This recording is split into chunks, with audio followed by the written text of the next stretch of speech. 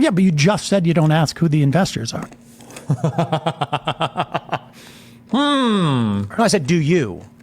Like, do you dig into all of these things? I've never actually. Yeah, but the whole point of asking, do you dig into these people, is to show that it's not the expectation and you didn't, right? Isn't that the whole point? Wasn't that what that was in response to? You. Like, do you dig into all of these things? I've never actually been approached with anything even remotely like that.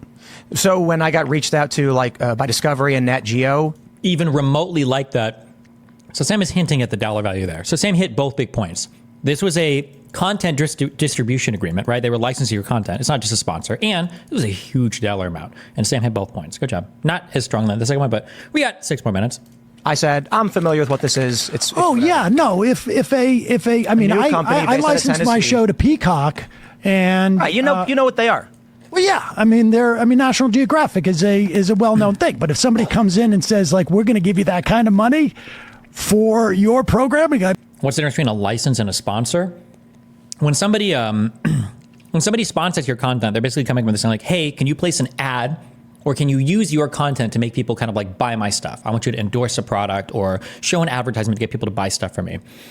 Licensing content is saying, hey, I would like to buy the rights to distribute your content on my network. I want to buy the rights to your show so that I can distribute it to increase the, whatever of my network. There's a lot of things you do that, but it's buying the rights to content. Thoughts on whether the compensation was close to market rate? For Tim Pool, his compensation was way above market rate, not even remotely close to what somebody like him, like at least an order of magnitude greater. It was way bigger than what he should have expected to have gotten, which is, in my opinion, the largest argument for why he should have known, or he did know, that it was from dubious sources. I'd be like, how much money do you make on Majority Report? Fuck is that? How much money do you make on Majority Report? How much do I make from on our revenue from the whole show? All of it, 100%. I mean, it's six figures revenue, yeah. Per month? Yeah. For Sam individually or for the entirety of the Majority Report? Six figures revenue, yeah. Per month? Yeah. So why were you... 6 figures, yeah. So you're over 100K per month on Majority Report?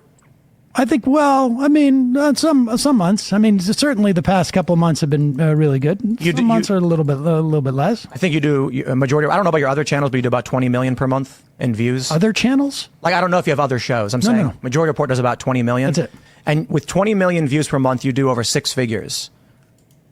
We had 20 million views for 2 months this year. If you do 20 million views per month, I think, is your YouTube metric. Well, I mean, it's a little bit less now, but okay. Oh, yeah.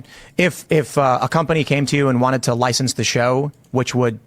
I can tell you Peacock licensed a Majority Report. We were on Peacock for a year. You want to say what they gave you? I would need to know the details of that. If Peacock is asking, was it exclusive or was it non-exclusive? Because that's a big difference. Like, if they're exclusively licensing their show for a year, it must have been, my guess would be a 7-figure deal.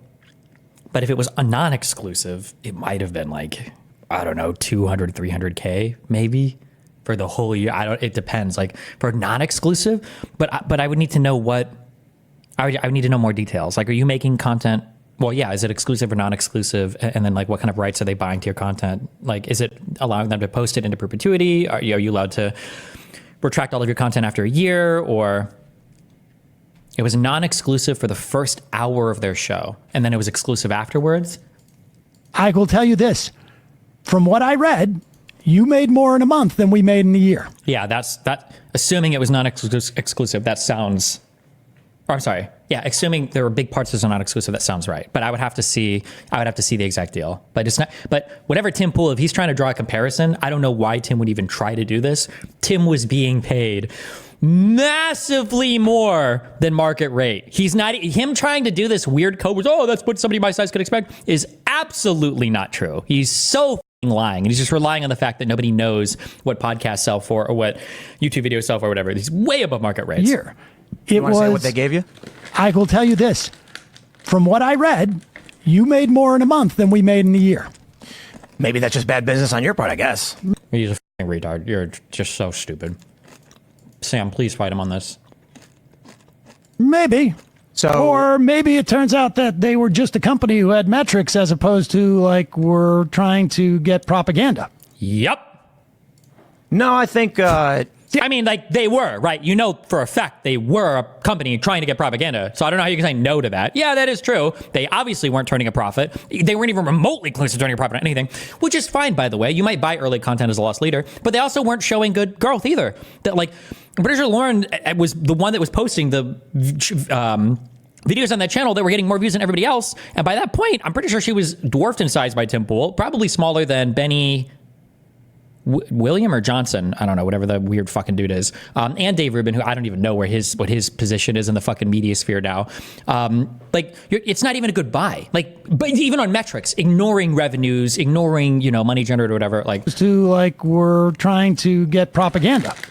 no, I think See, I have a theory so. about I can this. tell you how much money we make I- at this company, right? I would imagine it's millions. $1 million per month, maybe.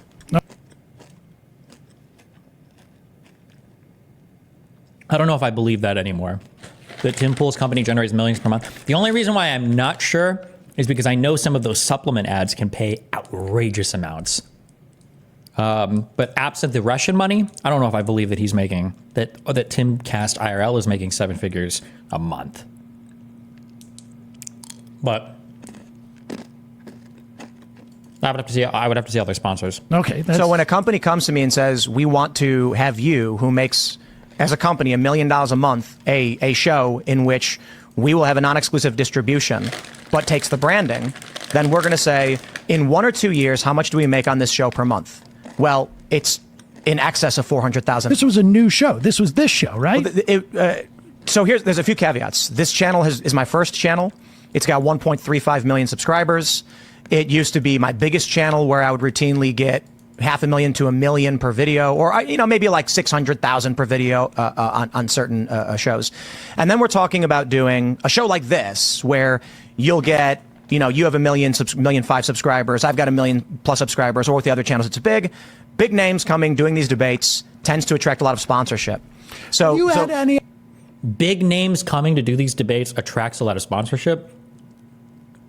I don't believe that's true at all.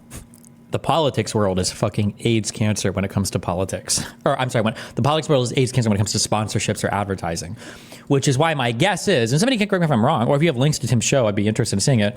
Does Tim even carry any like A-list, like mainstream sponsors, or is it all like Black Rifle Coffee and, buy gold and invest in it? Like, are there even big name sponsors that are on any of Tim Pool's shows?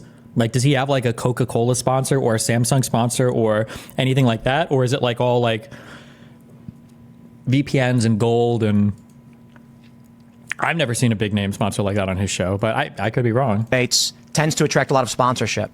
So You had any other deals like this? Good question. Fuck, I hate that Sam is so ideologically captured. He's a smart guy. These are good questions. And he's not stupid. I'm sorry. I put so much stock into somebody just not being fucking stupid. Okay? And to just don't be a fucking idiot. You know what? yes. Oh, you have had. No, you haven't. That's a fucking lie. That's a fucking lie. Please push him on specifics. He won't give any. You'll get, you have 1,000,005 subscribers. I've got 1 million plus subscribers, or with the other channels, it's subscribers. It used to be my biggest channel where I would routinely get 500,000 to 1 million per video, or maybe like 600,000 per video on certain shows. And then we're talking about doing a show like this where you'll get, you have 1,000,005 subscribers. I've got 1 million plus subscribers, or with the other channels, it's big names coming, doing these debates tends to attract a lot of sponsorship. So You had any other deal? What does that even mean? Like, and again, hold on. To be honest, you can take things I say with a little bit of a grain of salt. Now, the thing is I don't